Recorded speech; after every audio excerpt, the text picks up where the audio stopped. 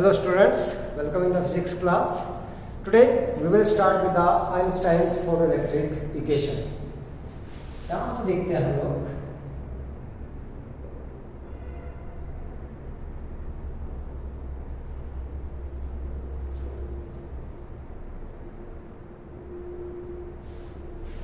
Einstein explains the photoelectric effect on the basis of Planck's quantum theory. इसके ऊपर की इसने on the Planck's quantum theory. So, according to Planck's quantum theory, that the light radiations consist of tiny energy packets and each energy packet is known as a quanta. उनको क्या बोल दिया हम लोगों ने क्वांटा बोल दिया. So, according to Planck's quantum theory,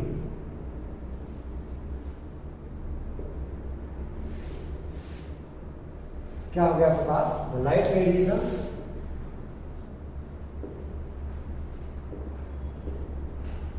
consist of tiny packets of energy. छोटे छोटे पैकेट आ गए आपके पास, नोन एज क्वांटा. क्या बोल दिया? Quanta. And each quanta of energy is known as photon. अब quanta क्या बोला गया? Each quanta of energy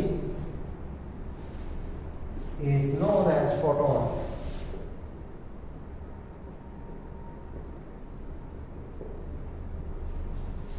ठीक है? The energy of photon.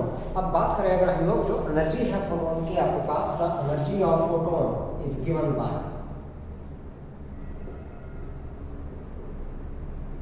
E is equal to h nu, where h is Planck's constant. ये हमारे पास क्या है? This h, that is Planck's constant,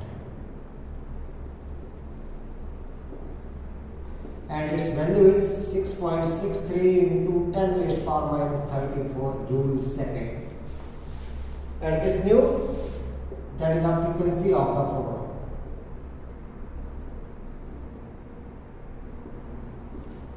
ठीक है? अब हमारे पास क्या है? आइंस्टाइन ने कंसीडर किया कि that one photon that eject only one electron. एक फोटोन सिर्फ आपके पास क्या करेगा? एक इलेक्ट्रॉन जो है मेटल सरफेस से इजेक्ट करेगा. ठीक है? सो उस कंसीडरेशन के अनुसार चले अगर हम लोग, then the energy of incident photon that is used in two ways. दो तरीके से हमारे पास यूज हो गई. आइंस्टाइन कंसीडर दैट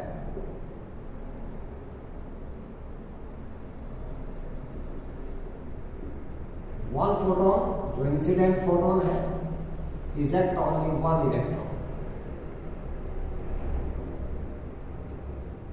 सिर्फ एक इलेक्ट्रॉन जो है वो आपके पास इजेक्ट करेगा. So the energy of the incident photon is used in two ways. दो तरीके से आपके पास यूज हो गई है. That is energy of photon, जो एनर्जी थी ये E is equal to h nu, total energy is used in two ways. पहला हमारे पास one part of photon's energy is used to just liberate the electron from the surface of metal. Liberate means to eject the electron from the surface of the metal, which is equal to the work function of the metal. ठीक है? So एक part इसमें हो गया, one part of photon's energy is used to liberate electron from surface of matter. यहां से कर दिया, जो कि किसके बराबर आ गया? which is equal to work function of the matter. Work function phi naught. ठीक है? वर्क फंक्शन के साथ नोट कर दिया हम लोगों ने, फाई नॉट से कल रिप्रेजेंट किया हम लोगों ने पिछले लेक्चर में. दूसरा आपके पास जो है remaining part of the photon's energy provides the maximum kinetic energy to the electron, जो इजेक्टेड इलेक्ट्रॉन है. ठीक है? So remaining part of photons energy provide maximum kinetic energy to the photoelectron.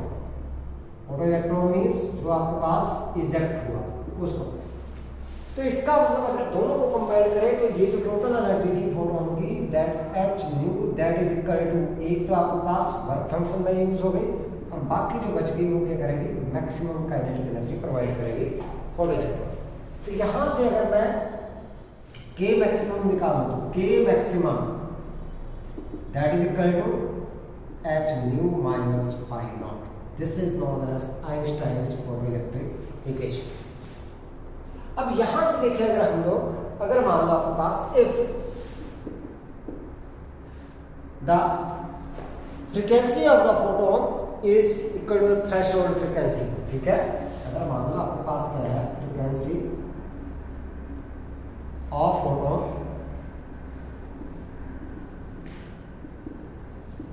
Is equal to the threshold frequency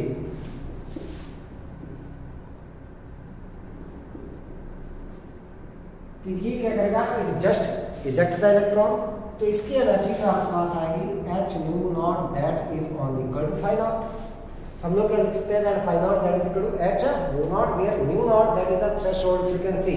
तो हम लोग क्या लिख सकते हैं, that this K maximum that is equal to h nu minus h nu naught और this K maximum that is equal to h into nu minus nu naught where this nu naught is the threshold frequency.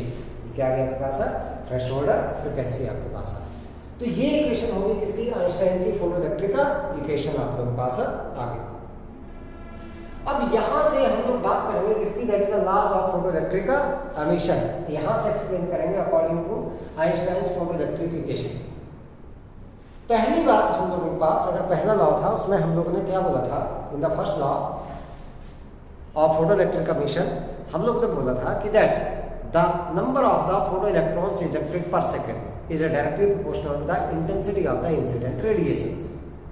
Here one electron that only eject one photon that only eject one electron. So by increasing the intensity we increase the number of the photons incident per second on the metal surface. अगर radiations की intensity की बात करें तो किससे measure की जाती है, that is the number of the photons incident per second. तो हमने क्या कर दिया, by increasing the intensity of the radiations we increase the number of the photons incident per second on the metal surface, hence the number of the electrons ejected per second that also increases. So we can say that the number of the photoelectrons ejected per second is directly proportional to the intensity of the incident radiations. तो पहला law यहाँ से हो गई। दूसरे law की बात करें अगर हम लोग, from this equation if this nu is less than mu naught, मान लो अगर फ्रीक्वेंसी की आ गई आपके पास, जो फ्रीक्वेंसी है रेडिएशंस की वो थ्रेशोल्ड फ्रीक्वेंसी से कम है, then K maximum is negative. K maximum क्या हो जाएगा, negative, which is not possible. Hence, there is a certain minimum frequency of incident radiations for the given metal, below which known as threshold frequency, below which the emission or ejection of the electrons is not possible. ये हम लोगों ने second बोला था।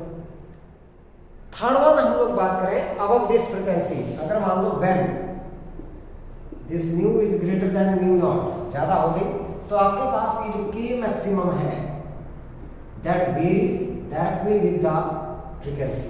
So it means above the threshold frequency the maximum kinetic energy of the photoelectrons is directly proportional to the frequency of the incident radiations, means it depends on the frequency of the incident radiations. Last one हमारे पास क्या है कि that the ejection of the electron from the surface of the metal that is due to the perfectly elastic collision between the photon and electron. Whenever there is a perfectly elastic collision, then the photon that provides the energy immediately to the electron and it gets ejected out. So the time lag between the incident photon and ejected electron that is less than 10⁻⁻⁹ second, उससे कम आ जाता है जो time है आपके पास, ठीक है। जैसे फोटोन इंसिडेंट हुआ वैसे इलेक्ट्रॉन क्या हो जाएगा, बाहर आ जाएगा। तो ये कितना टाइम लेता है, that is less than 10⁻⁹ second. So it means that this photo electric emission that is instantaneous process.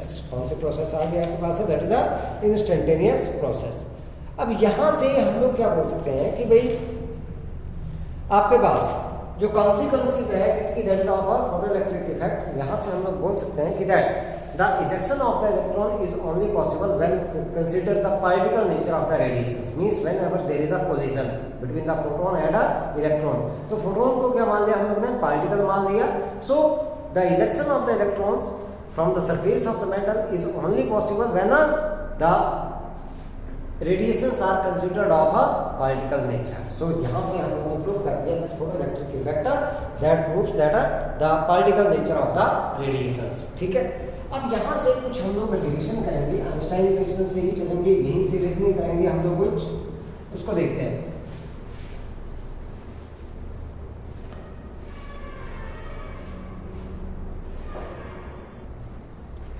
हमने बात की थी यहाँ पर कि that K maximum that is half mv maximum square that is equal to ev naught, where v naught that is the stopping potential। ये हम लोगों ने मैक्सिमम का एनर्जी बोली थी किसकी? Photo electrons. हमने यहाँ से from Einstein equation we have found that from Einstein equation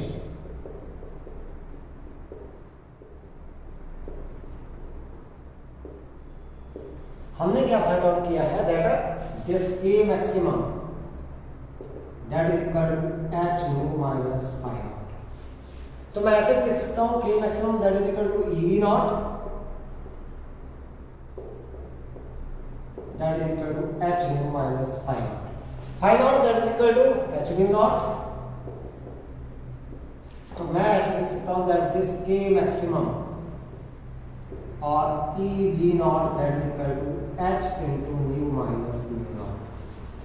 कोई सा लिख सकते हैं आप लोग, K मैक्सिमम को इसके बराबर लिख लो या ev नॉट को इसके बराबर लिख दो, कोई फर्क नहीं पड़ता आपके पास, एक जैसे ही हैं दोनों चीजें।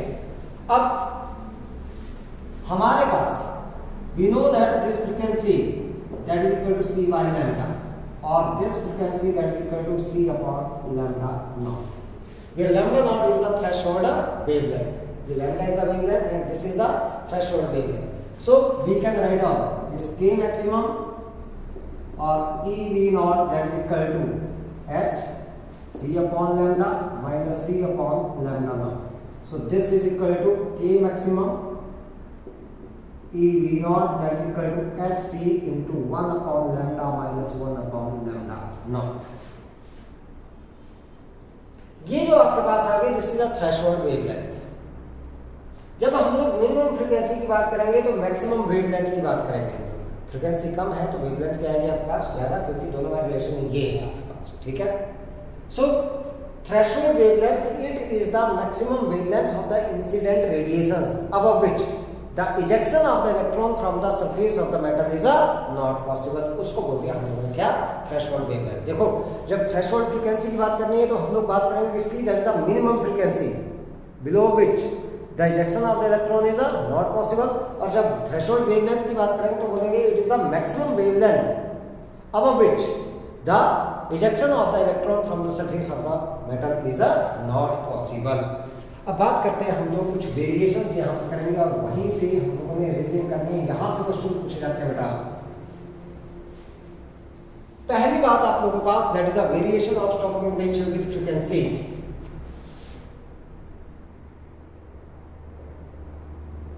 पहले भी बना रखा है हम लोगों ने ये ग्राफ, लेकिन आप यहां से बनाएंगे stopping potential with frequency.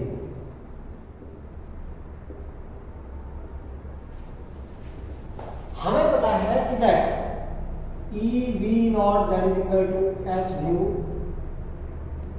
Minus 5। एक ये था। यहां से क्योंकि स्टॉपिंग पोटेंशियल और फ्रीक्वेंसी के बीच में वेरिएशन करनी है तो मेरे पास आ गया v not that is equal to h upon a into nu minus 5 nought upon e. ये y एक्सिस के अलॉन्ग लेना है, x एक्सिस के along. Comparing this with equation of line y is equal to mx plus c, where this h upon e, the slope of v naught versus nu graph is given by, that is h upon e, h upon e, m that is equal to h upon e, which is constant. h भी constant है, charge of the electron that is also constant. तो कई बार पूछ लेते हैं that what does the slope of stopping potential versus frequency graph depict. So slope of this stopping potential versus frequency graph is h upon e, which is a constant, जो कि क्या रहेगी आपके पास, कांस्टेंट रहेगी आपके पास. तो डिफरेंट मेटल्स के लिए आपके पास जो ग्राफ आएगा that will be parallel straight line के बराबर आपके पास है. ठीक है, पैरेलल लाइंस आपके पास आएंगी. दूसरी बात आपके पास यहाँ पर x इंटरसेप्ट, ये आ गया x intercept. x intercept is किसके बराबर आ गया आपके पास, न्यू नॉट के बराबर आपके पास है threshold frequency.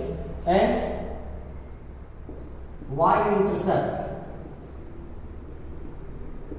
Is minus five nought upon e. ये आपके पास रिप्रेजेंट करता है y इंटरसेप्ट को, जो प्लस आपको. So this is the equation of the straight line. तो ग्राफ आपके पास ऐसे बन जाएगा जिसमें y इंटरसेप्ट नेगेटिव आ गया, ये x एक्सिस आपके पास, ये y एक्सिस है आपके पास. इस साइड को मैंने दे दी फ्रीक्वेंसी और इस साइड को ले दिया मैंने स्टॉपिंग पोटेंशियल. ये आ गया first zero. So this graph will start from the negative y axis और इस तरीके से ग्राफ आएगा. दिस इज न्यू नॉट और यहाँ पर आ गया minus five nought upon e. This one is what, that is the y intercept. तो हमारे पास more is the work function, higher will be the threshold frequency. अब हमारे पास जैसे क्वेश्चन पूछा जाता है, फॉर एनी टू मेटल्स, दो मेटल्स हमारे पास दे दी, उनके लिए ग्राफ ऐसे दे दिए. ये आपके पास फ्रीक्वेंसी दे दी, इस साइड को स्टॉपिंग पोटेंशियल दे दिया, ये दो मेटल्स दे दिया आपके पास, ये ग्राफ दे दिया ए बी. पहली बात, which metal that have a greater work function, जिसके लिए थ्रेशोल्ड फ्रीक्वेंसी ज्यादा है, बी के लिए थ्रेशोल्ड फ्रीक्वेंसी ज्यादा आ रही है, so therefore B that have a greater work function. दूसरी बात है, why these lines are parallel. Parallel क्यों है आपके पास, ठीक है, अलग अलग मेटल है लेकिन फिर भी ये लाइन कैसे आ रही है, पैरेलल आपके पास आ रही है. इसका रीजन क्या है, क्योंकि जो स्लोप है आपके पास, slope upon slope of this v nought versus nu graph that is given by h upon e, which is a constant. तो हर मेटल के लिए ये क्या रहेगी आपके पास, कांस्टेंट रहेगी. देयरफॉर ये ग्राफ आपके पास कैसे आ जाएंगे, these are parallel straight lines आपके पास आ जाएंगे. ठीक है, अब बात करते हैं हम लोग, अगला ग्राफ लेकर के चलते हैं. That is a which one, that is a variation of maximum kinetic energy with frequency. Maximum kinetic energy with frequency.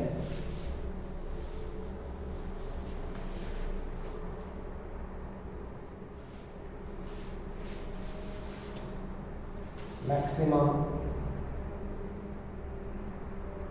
Kinetic energy with frequency. हमने यहां से किया था that k maximum that is equal to h nu minus five not.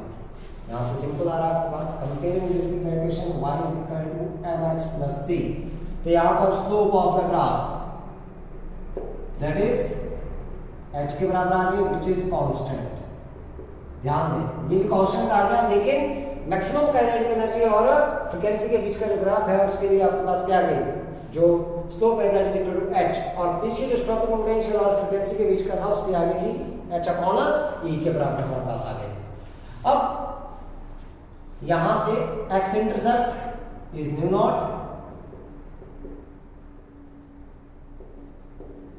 And y intercept is minus five not. ये आपके पास है. तो ये भी किसको रिप्रेजेंट कर रहा है,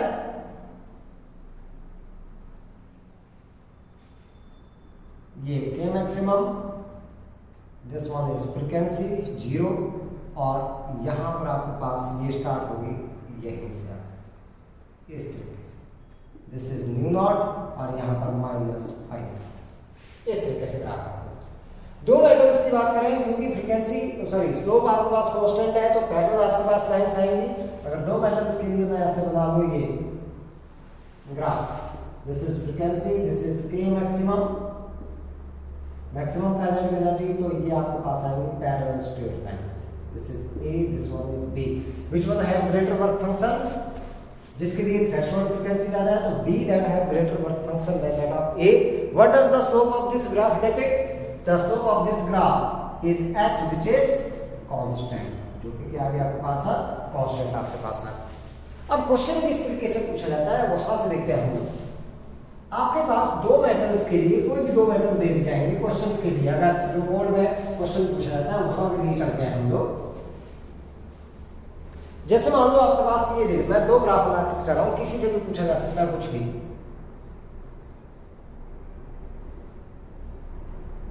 ये हमारे पास stopping potential versus frequency graph है. ए बी, और यहां से आपके पास maximum kinetic energy versus frequency graph, दो मेटल्स ए बी. पहली बात आप लोगों से, which one metal that have higher work function और ग्रेटर वर्क फंक्शन. जिसके लिए फ्रीक्वेंसी ज्यादा है उसका वर्क फंक्शन क्या हो गया? ज्यादा हो गया. तो फ्रीक्वेंसी थ्रेशोल्ड फ्रीक्वेंसी किसके लिए ज्यादा है? बी के लिए ज्यादा है. यहाँ पर बी के लिए ज्यादा है तो the B that have a greater work function. ठीक है, तो यहाँ पर आपके पास क्या आ गया? दैट है this one, that is the work function of B is greater than that of a A. Means this phi naught B is greater than phi naught of a A. ये हमारे पास है. दूसरी बात, why these lines are straight या what does the slope of this graph depict. इसकी slope आपके पास आ गई किसके बराबर? h upon e which is constant, और इसकी स्लोप आ गई h दैट इज कांस्टेंट. ये हमारे पास ठीक है. तीसरा क्वेश्चन हमारे पास इस तरीके से पूछा जाता है कि भाई आपके पास ये दो हो गया, आपके पास दो क्वेश्चन एक साथ. या तो ये लाइन जो है आपके पास पैरेलल क्यों है? पैरेलल क्यों है? क्योंकि स्लोप क्या है? कांस्टेंट है. या फिर ऐसा बोल दिया जाता है that what does the slope of this graph depict. तो इसकी स्लोप क्या डिपिक्ट कर रही है? h upon e that is constant, और इसकी slope h that is also constant. ये आपके पास डिपेंड करता है. तीसरा हमारे पास ज्यादातर इस ग्राफ से क्वेश्चन पूछा जाता है इससे. ठीक है, that for the intensity for the radiations of same frequency, incident radiations of a same frequency, the ejected photo electrons have greater maximum kinetic energy for metal A और फॉर मेटल बी. ठीक है, या for which metal the maximum kinetic energy of the ejected photoelectron is greater when the radiations of a same frequency are incident on a both. अब frequency दोनों की same है, दोनों के लिए क्या है? सेम आ गई. तो मैक्सिमम काइनेटिक एनर्जी हम लोग ने यहां से करनी है. Maximum kinetic energy that is equal to h nu minus phi naught. जिसके लिए वर्क फंक्शन ज्यादा हो गया उसके लिए मैक्सिमम काइनेटिक एनर्जी कम हो गई, और जिसके लिए ये वर्क फंक्शन कम हो गया तो उसके लिए मैक्सिमम काइनेटिक एनर्जी क्या हो गई? ज्यादा. अब वर्क फंक्शन किसका ज्यादा है? बी का ज्यादा है. So the maximum kinetic energy for the electron ejected from metal A is greater than that for the electron which are ejected from the metal B. तो किसके लिए? for metal A K maximum is greater than that of a metal B. ठीक है, यही है, क्योंकि जिसका work function क्या है हम लोगों ने यहाँ से रीजन दे देना है that phi naught B is greater than phi naught A. तो जिसके लिए वर्क फंक्शन ज्यादा हो गया उसके लिए मैक्सिमम काइनेटिक एनर्जी कम हो गई, और जिसके लिए क्या हो गया? वर्क फंक्शन कम हो गया, उसके इलेक्ट्रॉन्स के लिए आपके पास क्या आ गया? इजेक्टेड इलेक्ट्रॉन के लिए मैक्सिमम काइनेटिक एनर्जी जो है वो ज्यादा. तो यहां से आप लोगों ने ये रीजनिंग करनी है. नेक्स्ट वन,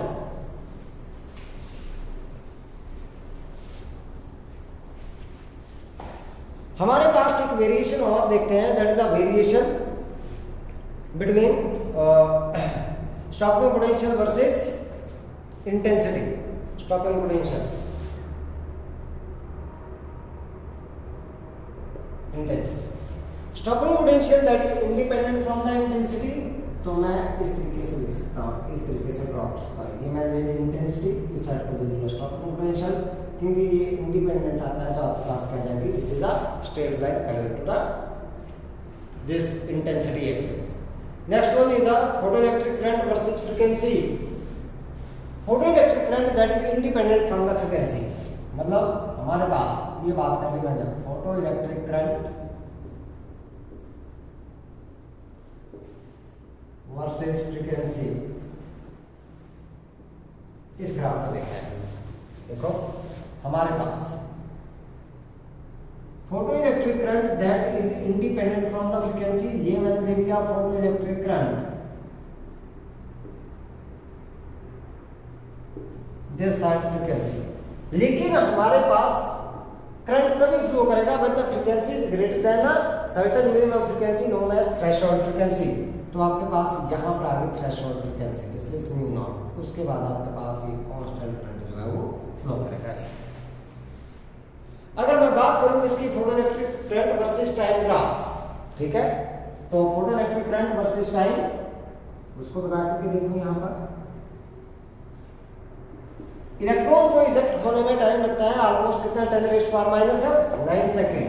ये मान ले लिया फोटोइलेक्ट्रिक करंट।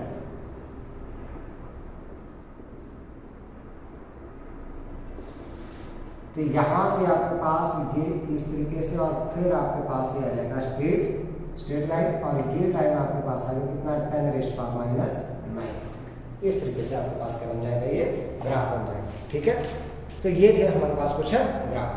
अब बात करते हैं हम लोग that is a particle nature of light, that is photon. Photon की बात करते हैं हम लोग। जो फोटोन के बारे में हम लोगों ने पढ़ा, that the particle nature of the light that is due to the time energy packet known as quanta, and quanta that is known as a photon. तो फोटोन की वजह से आपके पास क्या आ गया, that is the particle nature of the light. तो उसी की हम लोगों ने क्या बात करनी है, दैट इज अ प्रॉपर्टीज कुछ करनी है, प्रॉपर्टीज ऑफ अ फोटोन, और that is a particle nature of light.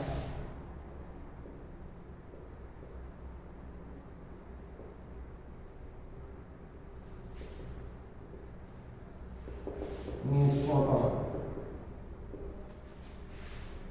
ठीक है, तो हम लोग क्या बोल सकते हैं कि that the interaction of the radiations with the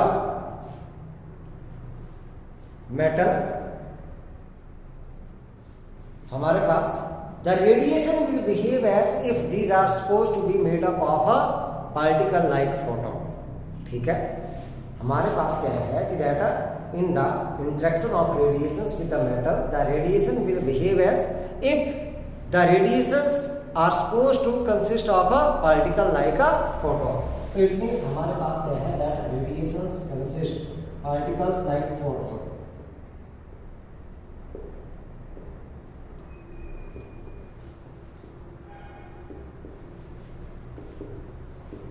ठीक है, ये हमने पहले से बोल दिया।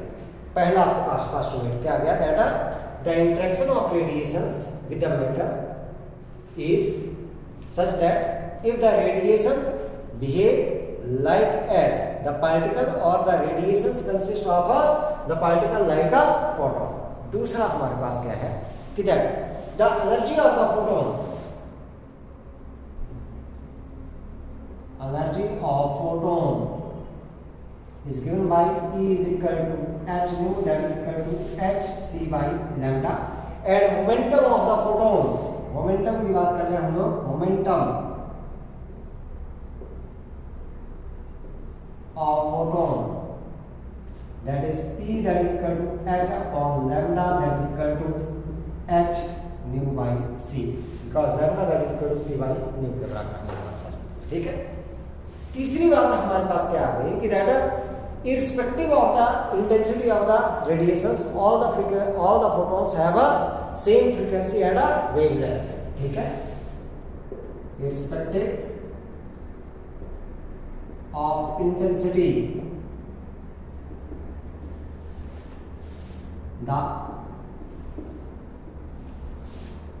all the photon have energy, photon have same moment, same frequency और वेवलेंथ हमारे पास क्या आएगी, सेम फ्रीक्वेंसी और वेवलेंथ हमारे पास आएगी। ठीक है, सेम फ्रीक्वेंसी न्यू और wavelength.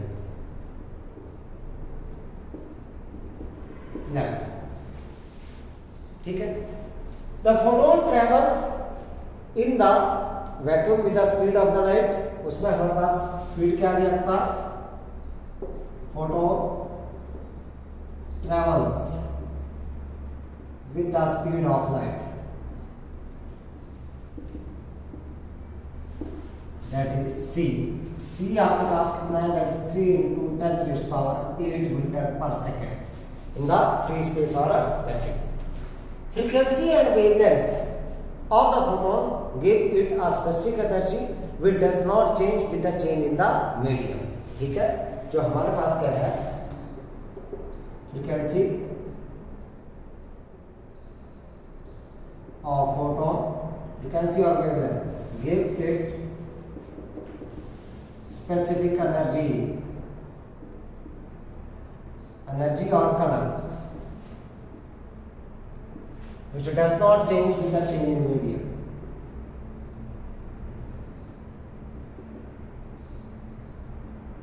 with change in medium। ठीक है, नेक्स्ट वन आप लोगों के पास the wavelength of the photon that changes with the change in the medium। It means that the speed of the photon that changes with the change in the medium। So next one, speed of photon changes with change in medium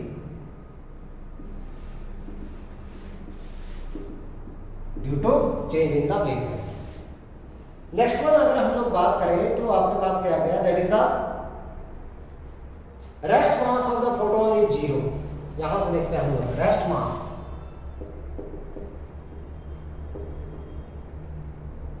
of photon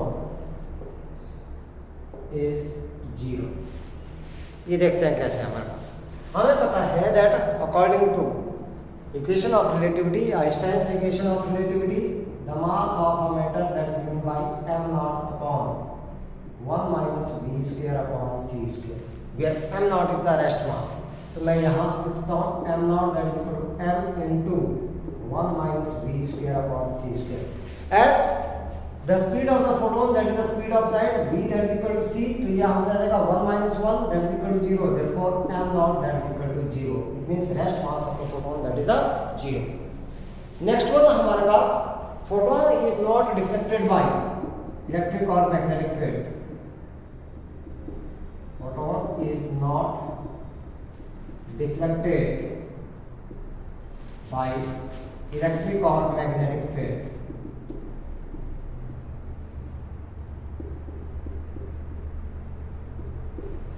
therefore photon is neutral। photon क्या हो गया आपके पास, neutral, कोई भी charge इसके ऊपर नहीं है आपके पास। During the photon and particle interaction आप लोगों के पास क्या होता है कि that the total energy that means conserve, the collision is perfectly elastic. ठीक है, तो टोटल एनर्जी क्या रहेगी आपके पास, कंजर्व रहेगी। तो ये आपके पास कुछ कैरेक्टरिस्टिक्स थी हमारे पास किसकी, दैट इज ऑफ फोटोन।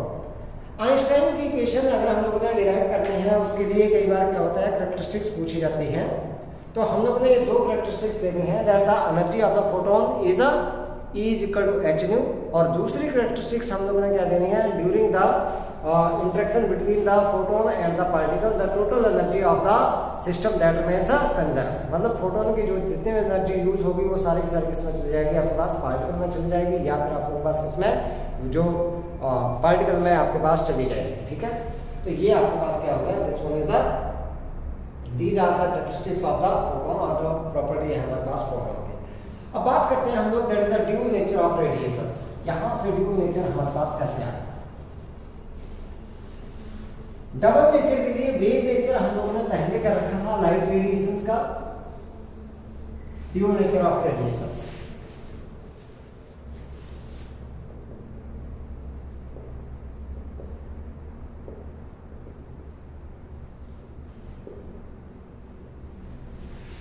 देखो जैसे हमारे पास है some of the phenomenon such as your interference, diffraction and polarisation.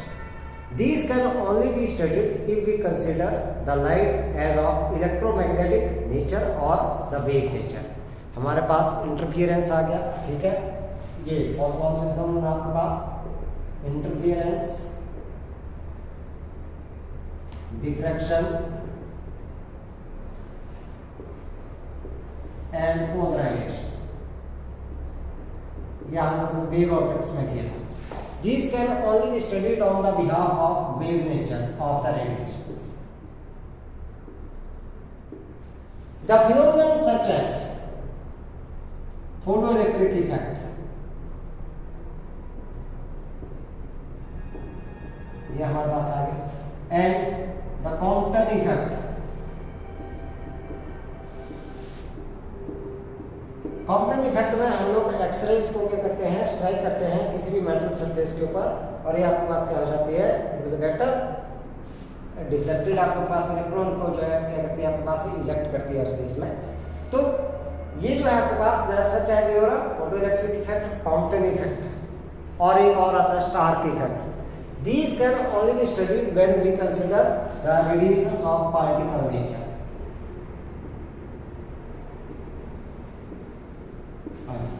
कुछ फिनोमेनन आपके पास क्या है, जैसे rectilinear propagation,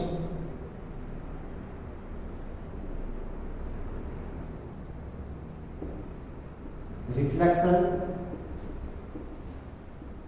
and refraction. These can be studied by considering light as particle or wave nature. किसी को भी यूज करना हो, पार्टिकल और वेव नेचर. इट मीन्स अलग अलग फिनोमेनन के लिए अलग अलग नेचर आ गया. Therefore the light radiations these have double nature, और you can say that a dual nature, that is a wave nature as well as a particle nature, depending upon the situation. Depending upon the situation. तो इसीलिए आपके पास जो light radiations है these have a dual nature. बस यही आप लोगों ने एक्सप्लेन करना है, ठीक है. अब बात करते हैं हम लोग, that is a failure of wave theory to explain the photoelectric effect. Wave theory कैसे फेल होगी हमारे पास, ये भी क्वेश्चन कई बार पूछा जाता है. What is the failure of wave theory to explain photoelectric effect. देखते हैं किस तरीके से हमारे पास फेल होगी.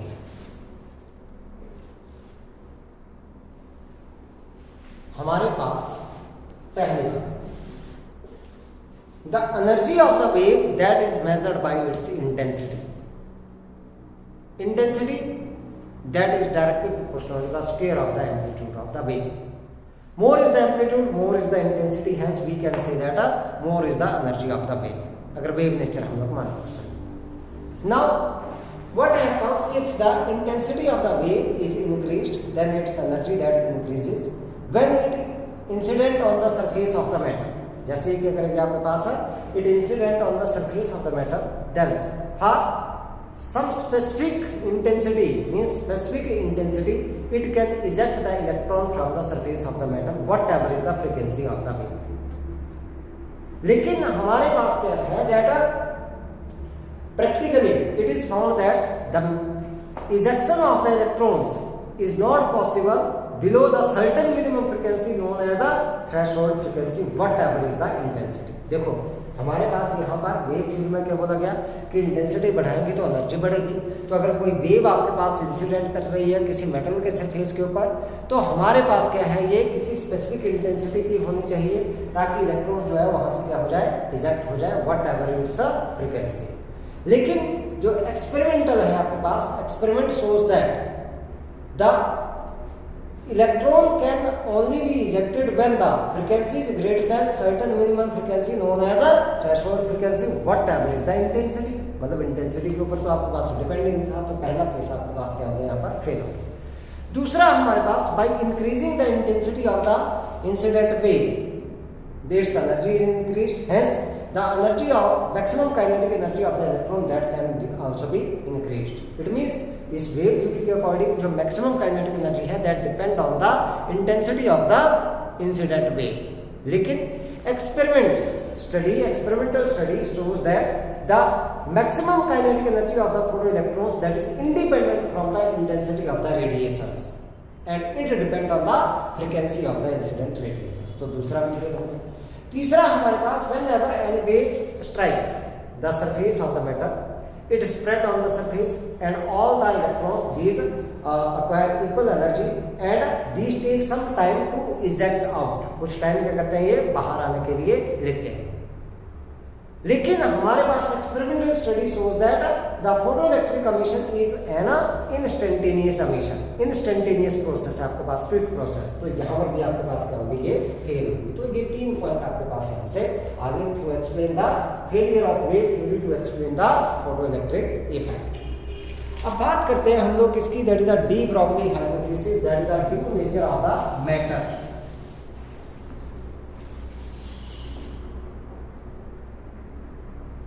रेडिएशंस का तो हमने कर दिया. अब बात करते हैं इसकी ड्यू नेचर ऑफ मैटर. पहली बात हमारे पास देखो, डी ब्रॉगली ने एक हाइपोथेसिस दी, उसमें क्या बोला कि दैट नेचर लव्स सिमेट्री. अगर आपके पास कोई वेव है, any radiations that can have wave nature as well as a particle nature, means moving wave that consist of particles, that the radiations that consist of particle nature, then a moving material particle that also must have the wave nature because the nature loves symmetry. तो उसी के लिए de Broglie ने एक hypothesis दे दी, D Broglie hypothesis के नाम से, जिसको हम लोग जानते हैं.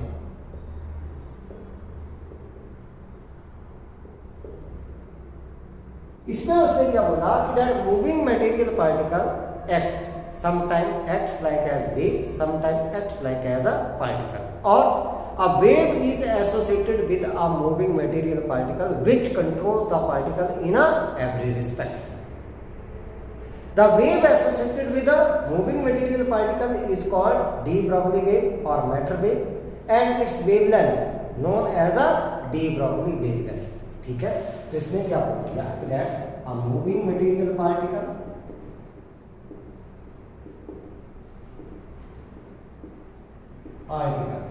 sometime acts as wave and sometime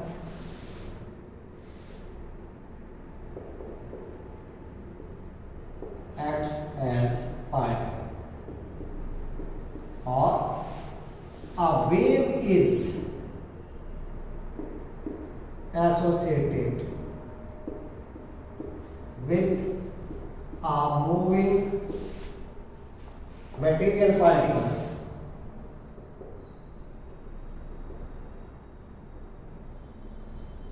which control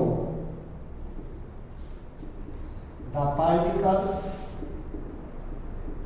in every respect. ठीक है. The wavelength, the wave associated with moving particle is called de Broglie wave or matter wave,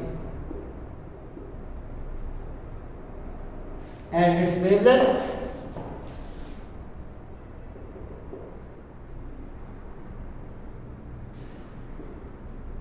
is called de Broglie wavelength.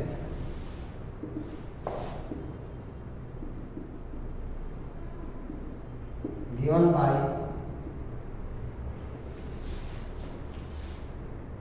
lambda is equal to h upon p, that is equal to h upon mv, where p is the momentum of the material particle. ठीक है. ये हमारे पास आ गई matter. अब हमने इस hypothesis को क्या करना है, प्रूव करना है। तो हम लोग क्या मान चलते हैं कि हम लोगों ने फोटोन मान लिया, कोई मूविंग फोटोन, उसकी बात करके चलेंगे हम लोग। So consider a photon be a particle of mass m and frequency nu. इसका प्रूफ देंगे हम लोग यहाँ पर।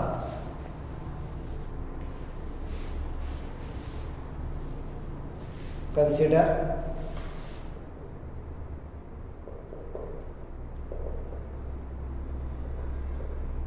a photon be a particle of mass m and frequency nu. So energy of photon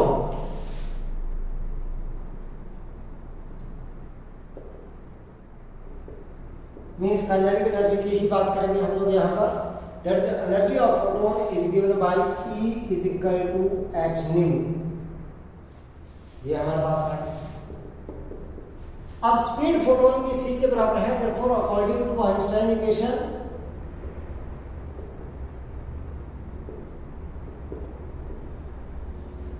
this E that is equal to mc square. दोनों बराबर होने चाहिए from 1 and 2।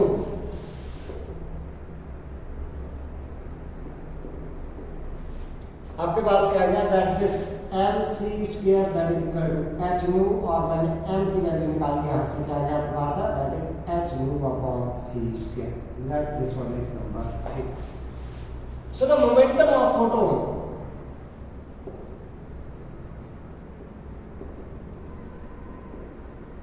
फोटोन का मोमेंटम निकाले अगर हम लोग, किसके बराबर, p that is equal to m into b आता है, लेकिन इसकी स्पीड किसके बराबर है, c के बराबर है। Substituting the value of this mass, so this p that is equal to h nu upon c square into c। तो इस c से c cancel out, p that is equal to h nu by c, और we can say that this p that is equal to h upon c by nu। c by nu that is equal to lambda, so this p that is equal to p is equal to h upon lambda, और this lambda is equal to h upon p के बराबर। If a particle of mass m is moving with material particle velocity v, then this p that is equal to m into b, so we can say that this lambda that is equal to h upon mv. So this is the de Broglie wavelength. Now de Broglie wavelength, that is de Broglie wave that is not a electromagnetic wave। ये आपके पास electromagnetic wave नहीं है। Therefore this is only the matter wave which is only associated with the moving material particle। सिर्फ और सिर्फ किसके साथ आपके पास, मूविंग मटेरियल पार्टिकल के साथ एसोसिएट हो गया आपके पास, ठीक है। तो यहाँ पर आपके पास ये जो वेव है, this is not deflected by any electric और मैग्नेटिक फील्ड। आपके पास यहाँ पर कोई चार्ज की वजह से नहीं है, ये किसकी वजह से है, due to the motion of the material particle. हमारे पास यहाँ से अगर हम लोग देखें कि भाई आपके पास when this v that is equal to 0, lambda is equal to infinite, infinite wavelength का होना मतलब कोई वेव एसोसिएट नहीं होती है। It means that the de Broglie wave that is only associated with the moving material particle। दूसरी बात, हमारे पास जब मास बहुत ज्यादा आ जाता है, mass is very large, then this wavelength that becomes a negligible, means almost zero, ठीक है। तो भी आपके पास ज्यादा मास है अगर मटेरियल पार्टिकल का, तो भी वेव एसोसिएट नहीं होती। कई बार पूछ लिया जाता है that why a wave is not associated with the moving football. तो mass of the football is very large, hence no de Broglie wavelength, means that this lambda that is equal to negligible or a zero, hence no wave is associated with the moving football। अब दूसरी बात आपके पास क्या है कि that this the de Broglie wavelength that describe a region of uncertainty in which whereabout is the particle that cannot be predicted।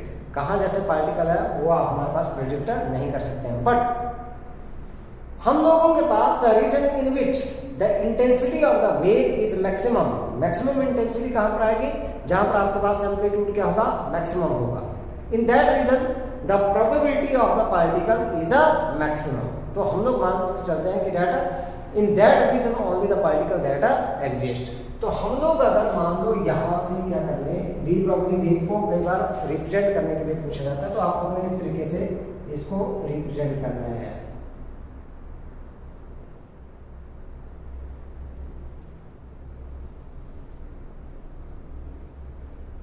इस तरह।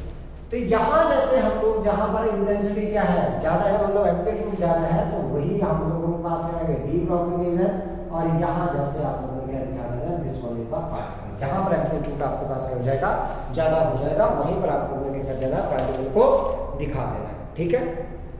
अब हम लोग निकालेंगे de Broglie wavelength in terms of different parameters. पहले हम लोग बात करते हैं that de Broglie wavelength, relation between de Broglie wavelength and the kinetic energy. Kinetic energy के साथ हम लोग यहाँ पर बात करते हैं relation of between kinetic energy and de Broglie wavelength. पहला आपके पास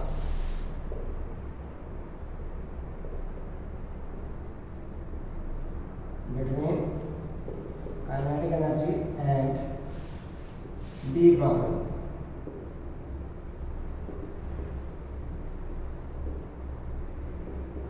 वेवलेंथ।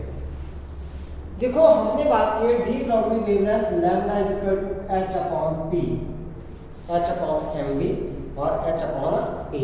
ऐसे लिखूँ मैं पहले इसको, h upon m v that is equal to h upon p. नीचे जो भी आएगा वो मोमेंटम के बराबर होगा हमारे पास।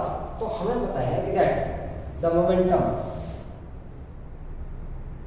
P that is equal to mv के बराबर एंड काइनेटिक एनर्जी E से ही डिनोट कर ली मैंने, हाफ एम वी स्क्वायर। तो इसको क्या कर दिया मैंने, m से डिवाइड कर दिया, m से मल्टीप्लाई कर दिया, तो हाफ एम वी का square that is equal to E that is equal to P square upon 2m और this P square that is equal to 2me। हमने 11th क्लास में भी निकाल के साथ relation. So this P that is equal to 2me under the root. P की value हमारे पास आ गई। So therefore we can say that this one that is a lambda D Broglie wavelength that is equal to h upon 2me under the root. So this one is the relation between the D Broglie wavelength and the kinetic energy. दूसरा हमारे पास D Broglie wavelength in terms of absolute temperature। Absolute temperature की form में हम लोग निकालेंगे यहाँ पर।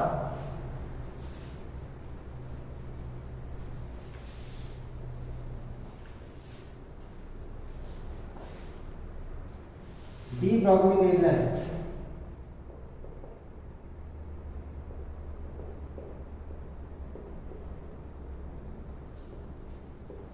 इन terms of absolute temperature।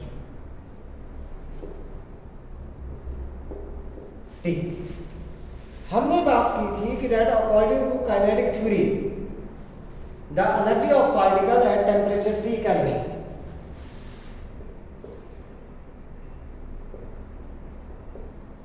According to किसकी बात की थी हम लोगों ने, that is a kinetic theory.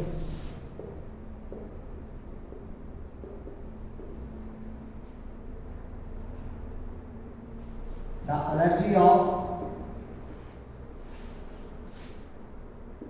particle at temperature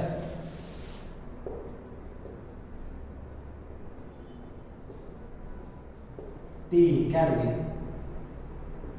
is given by this energy that is equal to 3 by 2 kBT, where kB that is known as Boltzmann constant।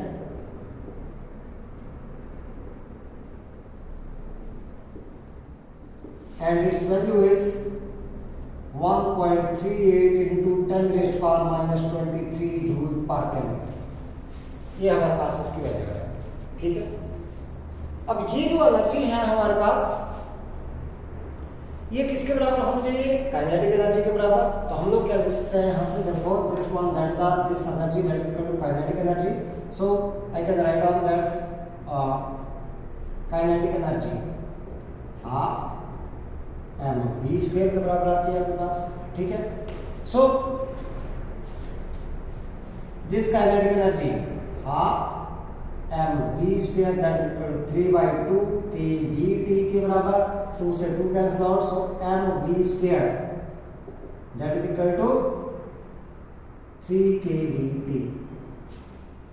मैं यहां से एक वैल्यू निकाल लूं किसकी, वी स्क्वायर की वैल्यू निकाल लूं, तो v square that is equal to 3 k v t upon m, so v that is equal to under root 3 k v t upon m. Now momentum P that is equal to mv। m हमारे पास m ही है और v मैंने यहां पर रख दिया किसके बराबर, that is 3 kVt upon m। इस m को मैं इनसाइड ले जाऊं तो मेरे पास ये आ गया किसके बराबर, 3m square kVt upon m under the root. So this p that comes out to be m से power cancel out, 3m kV into t under the। So now the de Broglie wavelength lambda that is equal to h upon p, so that is equal to h upon under root 3 kVt 3m kVt, ऐसे लिख देते हैं 3m kVt, where kV is the Boltzmann constant। तो ये relation आ गया किसके साथ, that is the relation with the temperature, ठीक है। Now the de Broglie wavelength है associated with the moving electron. Moving electron की बात करते हैं हम लोग। de Broglie wavelength associated with the moving electron, ये कई बार पूछा जाता है आप लोगों से।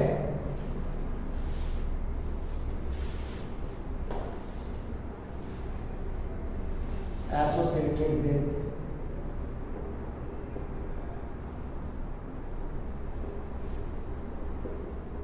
moving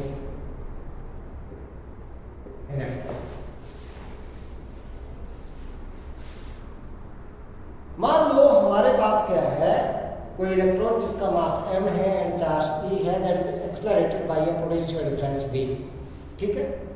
so let an electron of mass m and charge E is accelerated by a potential difference V, electric potential। So gain in kinetic energy of electron that is equal to half m v square। मान लो ये इस तरीके कर दिया kinetic energy gain कर। So the work done that is equal to E into V, charge into potential, charge into potential difference, that is the work. अब ये दोनों क्या होने चाहिए, बराबर होने चाहिए। तो इसका मतलब आपके पास half M we square that should be equal to E into V।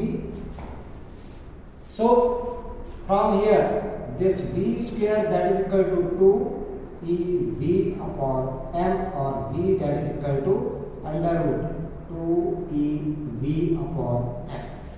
This v is the potential, this v is the speed। Now the momentum P that is equal to m into v, so that is equal to m under root 2 EV upon m।